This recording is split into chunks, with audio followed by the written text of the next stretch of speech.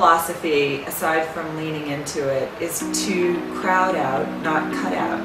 So that way you don't have to white knuckle anything. You can just get excited about what you're going to add into your life, and rather than feeling deprived, like I can't eat what I really want to eat. So the first thing I would say is, the easiest thing you can do is to crowd out dairy. And there's so many great dairy alternatives now. There's soy milk, rice, hemp, oat, almond milk.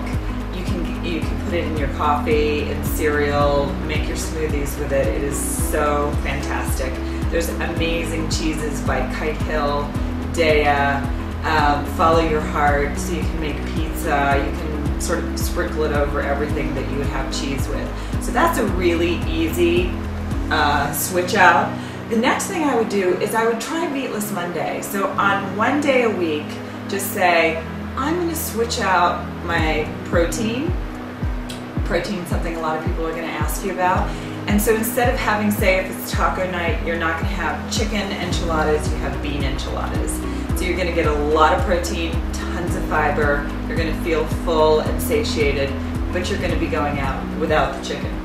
The third thing that you might want to do is try a vegan app. So you can try, for instance, Happy Cow. And wherever you are, if you're traveling or whatever city you're in, you can punch in the zip code and it'll tell you where you can get delicious plant-based food. It doesn't have to be a vegan restaurant, it can just be a steak restaurant that happens to have a great vegan entree.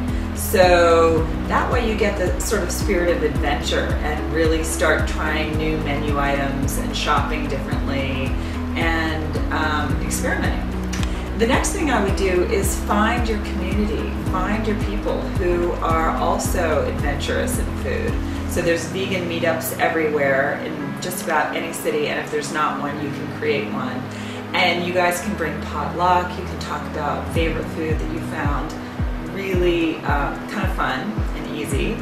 And then I think the last thing that I would suggest is enjoy the meat alternatives, because there's so many great ones out there. And I know there's a lot of health sticklers that will say, well, I only want real food, like whole grains, beans, all that stuff.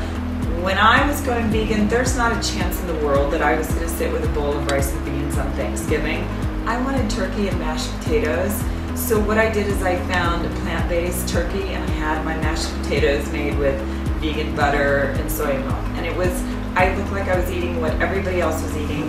I got to enjoy the traditions that I grew up loving, and I got to sort of stay true to my ethics and values.